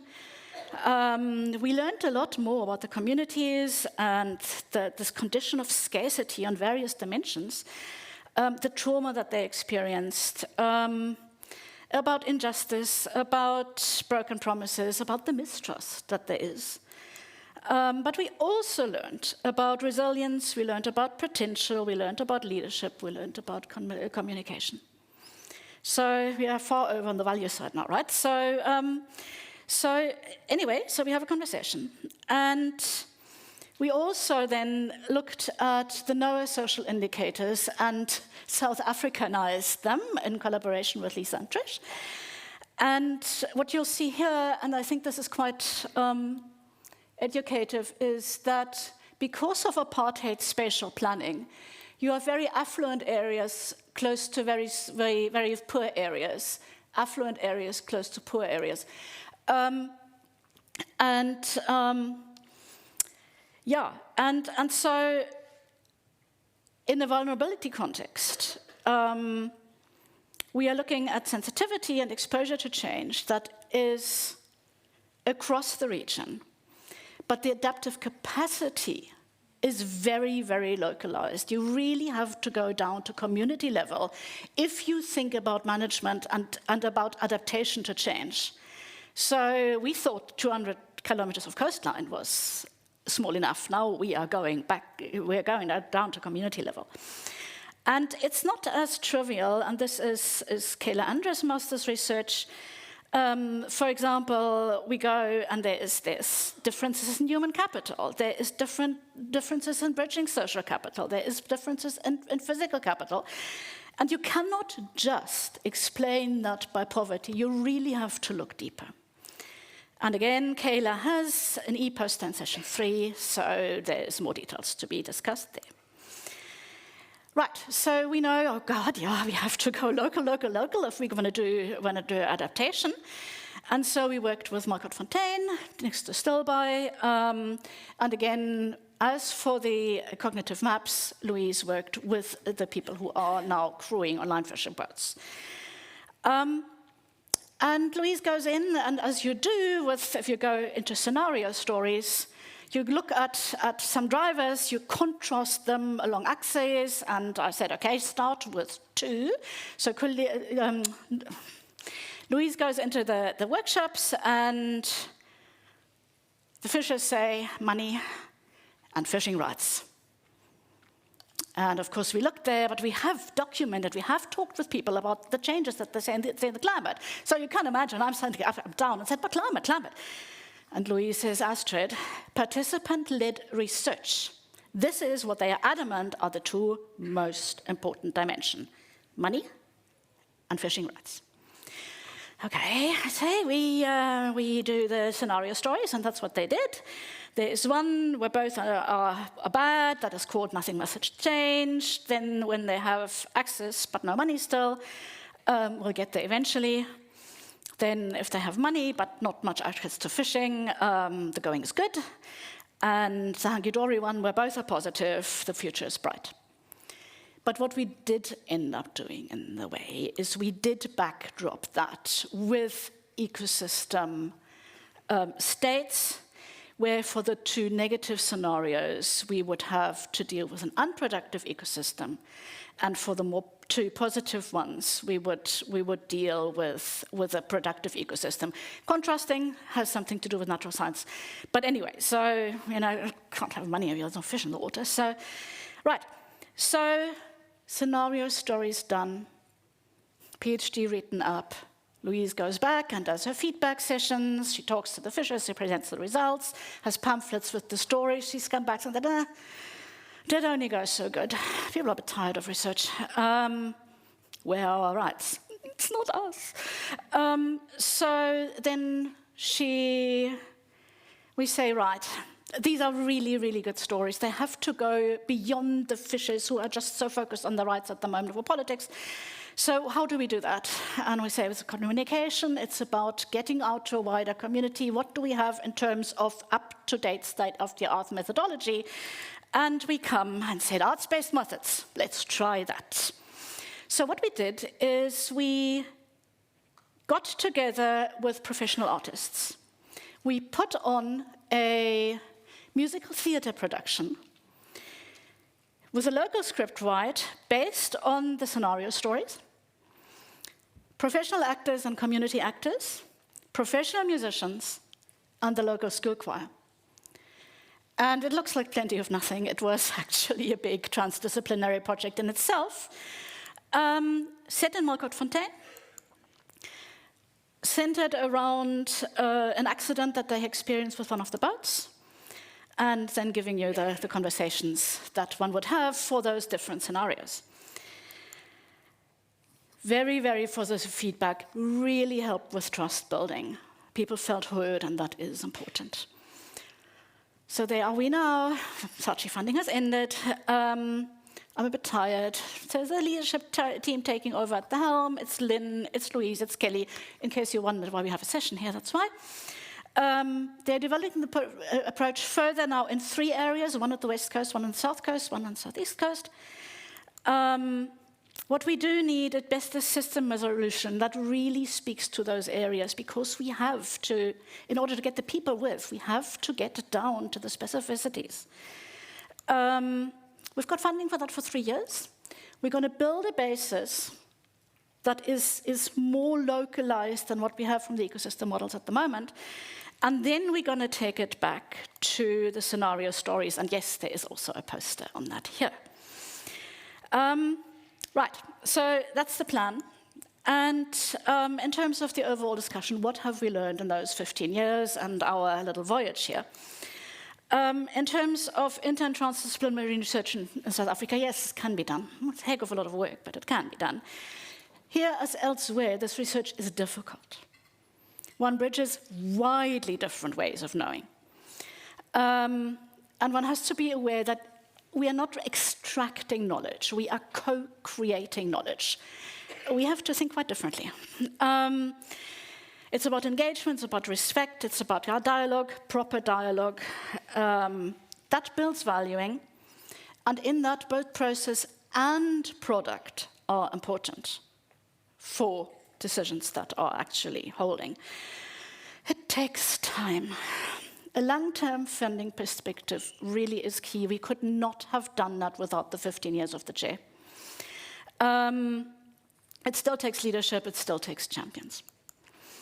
In terms of transdisciplinary collaborations, big industries they're playing the power games, but they will respond to the international arena, to the eco-labeling, to the ESG reporting. We have made good inroads with the disenfranchised communities. We are building trust. It's going really well at the moment. Going forward, We need international collaboration. There's no money in South Africa at the moment. We are looking for partnerships to contribute our tools, but also to learn more tools for our own toolkit. Beyond fisheries and climate, we offer a Global South case study into other drivers of marine biodiversity loss. And of course, our experiences with the IDNTD research into full spectrum sustainability.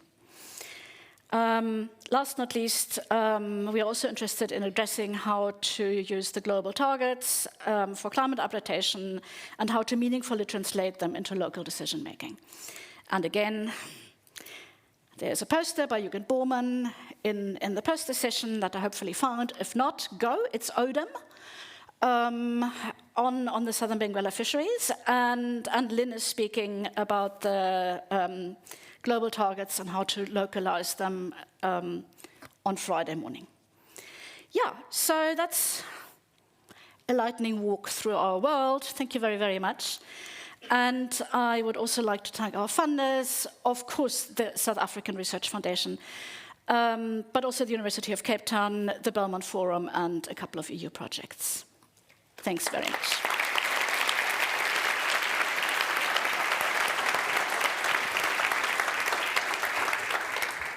Thank you very much. We do have time for questions.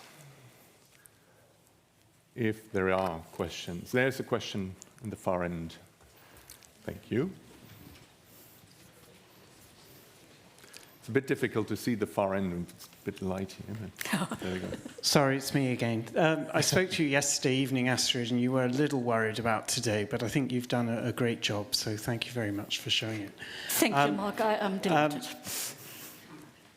As you go through your process that you showed here, FAO have come up with the implementation ecosystem approach to fisheries tool, and it has human health, ecosystem health, and ability to achieve. How would you think your process fits or can be considered with that tool in terms of the ability to achieve EBFM or ecosystem approach to fisheries management? Well, it's getting back to what I said on the last slide. You know, we have this Flying Dutchman who said it can't be done. Of course it can be done, it just takes time. And I think when we came up with the ecosystem approach to fisheries at the early 2000s, you know, because the proportionary approach hadn't quite cut it, and we had the Canadian cod stock collapse, we thought, we're going to implement it in 10 years, and we're still doing it. So it takes a lot longer because, as we hear on the symposium, it is so much more complex. But we'll get there because we really don't have another chance. You have seen the freak wave on my presentation, and I really think that the freak wave epitomizes the combined effect of climate change and degraded ecosystems, and the scientific knowledge and the working with the stakeholders and working with the people locally and working with the managers helps us not to be hit quite as hard by that freak wave that is coming. So we don't have a chance. We've got to get there. Thank you. Oh, yeah, okay. Hi, this is Anna from Plymouth Marine Laboratory. Thank you so much for the amazing talk. I was really interested to see the arts-based approach that you used and how interesting that was in terms of developing trust with the fisher community.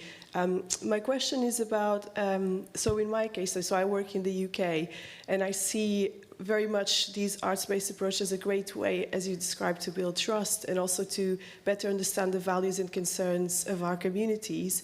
But I see a resistance, perhaps, from the people designing policy, perhaps, and perhaps setting strategic direction in using that sort of information, that source of data. How do you see that, and is it different in South Africa? Thank you. Well, did I mention it takes time? This arts-based project was a huge amount of work. So, you know, we thought we had done all the homework. We had the data, we have it written up, we had the scenario stories, co-developed with the fishers from that very village, right? And then come the artists, and they live in a completely different world. So it was really hard on me, I must say, because I had this reputation to defend, right? We had this well-researched, published, peer-reviewed, whatever, results. The artists wanted to put the hardship, what we call amandla, the social justice forward. And I said, no, this is still, we are putting the scenario stories on stage. This is a bit of science communication, but it really ended up doing both. And you are going a tightrope walk, and you have to go it. So it looks like plenty of nothing, but it really was hard. But I think we can be quite happy with the result. By the way, the play itself is an hour, and it's in Afrikaans. So for those of you who speak Dutch, I'm very happy to show it. But we also did a documentary about the production. And yes, it's in Afrikaans, but it's subtitled with English. It's only 17 minutes, and we think we have time at the end of the session 4, which is going to run after tea now. So we're going to show the docu at the end of the session, sometime after lunch. So if you're interested, please come, and I'll be very, very happy to discuss further. Thank you. Wonderful. Thank you very much, Astrid. Thank you very much again.